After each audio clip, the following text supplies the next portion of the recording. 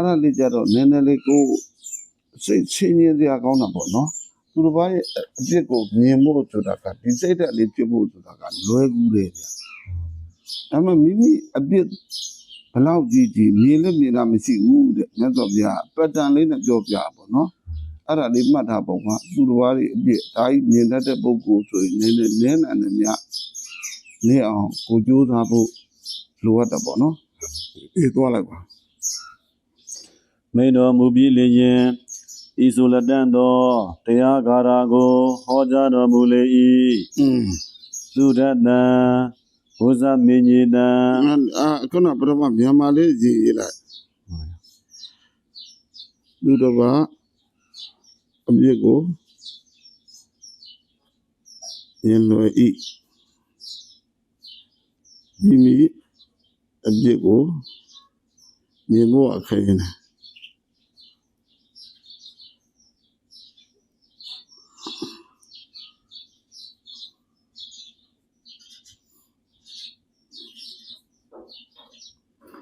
ခုနလည်းမင်းတို့အဝါနဲ့ပတ်သက်လို့စုပေးတာနဲ့အဋ္ဌိတံပဋိတံတုံစံဖိပမျိုးကသမိတ်စတုဆိုတဲ့ဟာလေးပါတယ်နော် ဟုတ်ဗျာ ပါတယ်မလားအဲ့ဒါမျိုးလေးဆိုလို့ရှိရင်လည်းကိုယ်တရားတရားဖြစ်မယ်ဆိုလို့ရှိရင်အသောတနေရာလေးမှာအဝါလုပ်ပြီးတော့ကြက်ထားပေါ့ဒီမှာလဲတကားထားပါလာတာတွေ့တယ်အဓိပ္ပာယ်လေးကတော့အဲ့ဒါကိုပြောနေတာတကယ်ဖတ်တယ်မှာ သုဒ္ဓတံဘုဇမင်းကြီးတံအတနောပါဏဒုဒ္ဓတံပရိတံဟိသောဝဇာနိဩဟုနာတိယထာဘုတံအတနောပါဏစာရိတိကလိန်ဝါကိတဝါတိထောခာပတိမေတကတိညာဩဒါယကဣမေတံတတ္တနာဤတတဝါတို့သည်ဣညေတံသူတစ်ပါးတို့၏ဝဇ္ဇံအပြစ်ကိုသုဒ္ဓတံအလွန်ဖြစ်သာရှုမြင်နိုင်စွာ၏အတနောမိမိ၏ဝဇ္ဇံပါဏအပြစ်ကိုကဒုဒ္ဓတံအလွန်မြည်ကြီးခဲ့တော်လဲမြေခဲ့လာစွာ၏ဟိမံ၏သောထိုကိုအပြစ်ကိုကလျက်လူပြုသူအပြစ်ကိုသာရှုလျက်ရှိသောသူသည်ပရိတံသူတစ်ပါးတို့၏ဝဇ္ဇာနိအပြစ်တို့ကိုဘုဒ္ဓယထာဖွဲ့ပြင်းကိုကဲ့သို့ဩပုနာတိလေလွင်သောအားပြောကြတတ်ပေ၏ဖွဲ့ကဲ့သို့ဖွဲ့ဆိုတဲ့ဟာလေးပေါ့ပေါ့လေးလေးနည်းနည်းလေးဆိုရင်အများကြီးလွင့်သွားတာအဲ့လိုခွဲလွင့်သွားတယ်လို့ပြောဆိုတတ်တယ်လွယ်လွယ်ကူနဲ့ပြောဆိုတတ်တယ်လို့ပြောတာနော်အတနောမိမိ၏ဘုဇံပါဏအပြစ်ကိုကကိတဝါကောက်ကျစ်သောတေထောငှက်မုတ်ဆိုးသည်တဏီတေထောကောက်ကျစ်သောငှက်မုတ်ဆိုးသည်ကိတဝါယတေခက်စားသည်ဖြင့်ကလိန်မိမိကိုစာရိတိဤဝဖုံးလွှမ်းတကဲ့သို့စာရိတိဖုံးလွှမ်းတတ်၏ဤဒေသနာဂါရဏီကုံဆုံးလက်သောအခါဟိုကလေးကြတော့ခုနမင်းတို့ပြောလိုက်တဲ့ငါဖန်ဒီလေးကြတော့မင်းတို့ငါတော့ဒီတို့ဒီ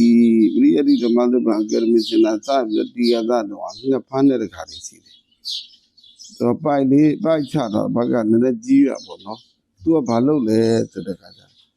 ငှက်တွေကိုလှည့်သားတာပေါ့ကွာသူကခြုံလေးအတူလေးလုပ်တာအဲ့ဒါဝင်းနေရ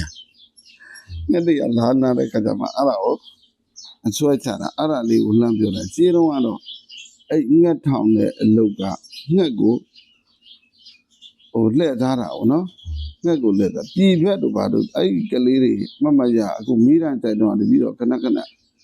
ရောက်တာပေါ့နော်ဒီနှစ်တော့တို့လမ်းအဆင်မပြေသေးလို့ထားပါတော့ကွာအဲ့တုန်းကကြတော့တွေ့ဘူးလေဒါကြတော့တခါတလေတို့ဒီစကားလေးတွေပြောနေကြတယ်ဒီစကားလေးဆိုအဓိကထားပေါ့နော်ဒီကတာကဘသူ့ကိုအကြောင်းပြုပြီးတော့လာတာလေဆိုတဲ့အကြတော့သိခဲ့တယ်နော်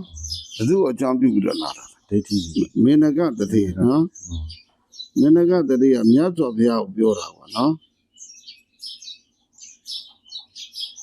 မြတ်စွာဘုရားကိုဒိဋ္ဌိတွေကတားမြစ်သေးတယ်ဗျာလို့ပြောတာ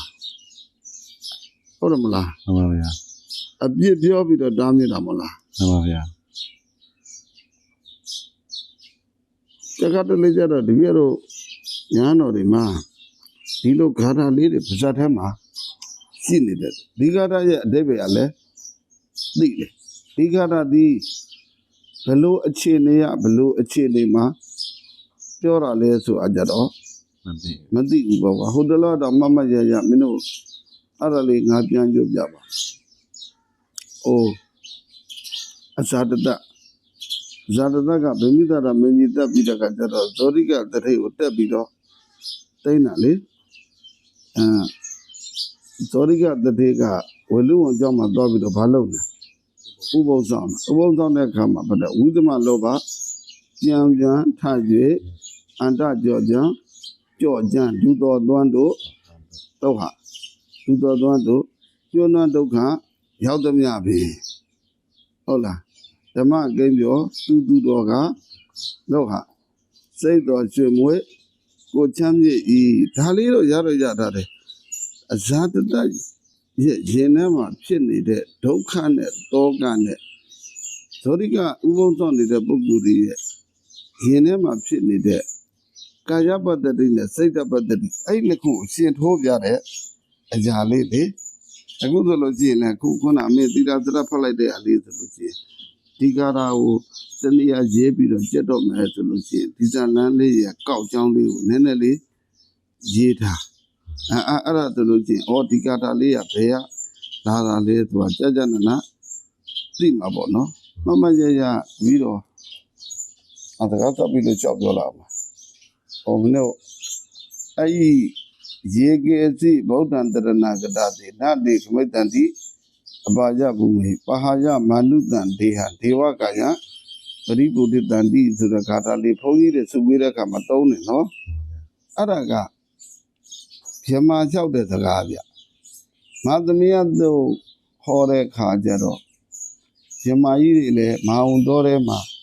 ဓာပြီးတော့နားတဲ့အခါမှာသူတို့ကနောက်ကြနဲ့တည်းကကျွေးကြတာပေါ့ကွာအချင်းတို့လာသွားကြကုန်ဆိုတစ်ဟိုမြတ်စွာဘုရားကိုဖူးမြတ်ဖို့ဆိုတာကျေးဇူးများတယ်တရားတော်နားတာလည်းကျေးဇူးများတယ်တန်ခါ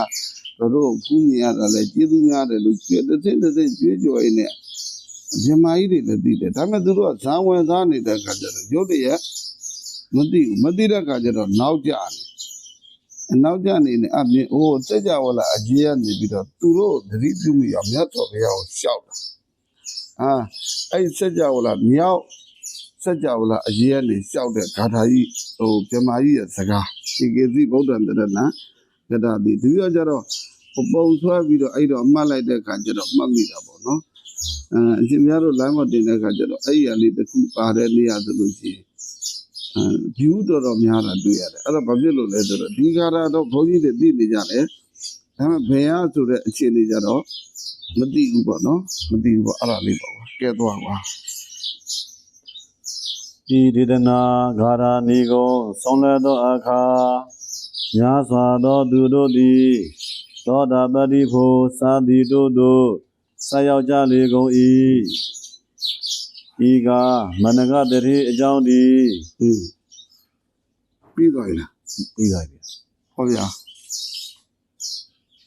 ဒါဝိသခာမှာကြာလို့ရှိရင်တော့နည်းနည်းပို့ပြီးတော့သိရတယ်မမရဲ့က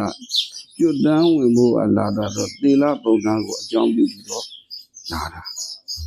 ဒါပေမဲ့မင်းကတရိယဗာရိယမြို့မှာဒီရောမှတ်တာမလိုဘူးဆိုလို့ရှိရင်15ရက်ဆုံးကခဲ့15ရက်တိတိဆုံးကခဲ့အဲ့မှတ်တမ်းလေးကိုပြန်ကြည့်ရင်ပေါ့နော်အဲ့ကြတော့ဒီအခုပြောတဲ့ခါထာလေးကတရားပွဲတစ်ခုမှလားတော့မလို့ကြည့်ရင်နေသွန်းသားကတ်တဲ့အခါမှာဟောတဲ့သွန်းသားတဲ့အခါမှာကတ်တာထင်တယ်ပါတရားပွဲတော့မဟုတ်တော့ဘာဖြစ်လို့လဲဆိုတော့မင်းကတရေကမြတ်စွာဘုရားနဲ့တွေ့တာလဲဟိုတရက်နဲ့ကြတော့ရင်းနှီးမှာပေါ့ကွာလူနိုင်တန်းနိုင်တဲ့ပုဂ္ဂိုလ်ပါရမီနဲ့ပါတဲ့အခါကျတော့နည်းနည်းရင်းနှီးတဲ့အခါကျတော့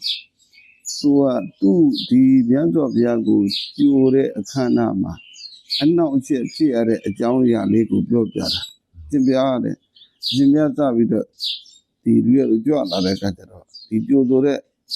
အားလုံးတဲ့အခါမှာလွယ်တော့မဟုတ်ဘူးပြတယ်ဒီလို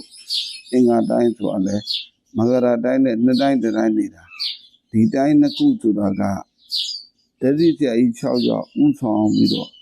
ဘာသာတရားတွေလွှမ်းမိုးနေတဲ့အချိန်ဖြစ်တဲ့အခါကျတော့သူတို့ကနေပြီးတော့ဒါကိုလာပြီးတော့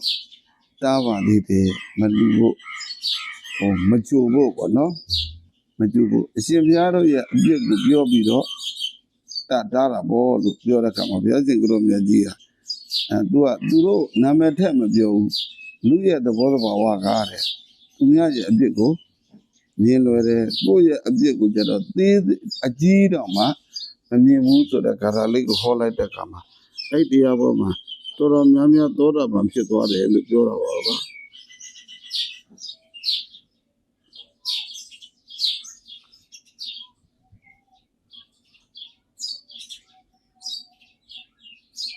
ဒါမှ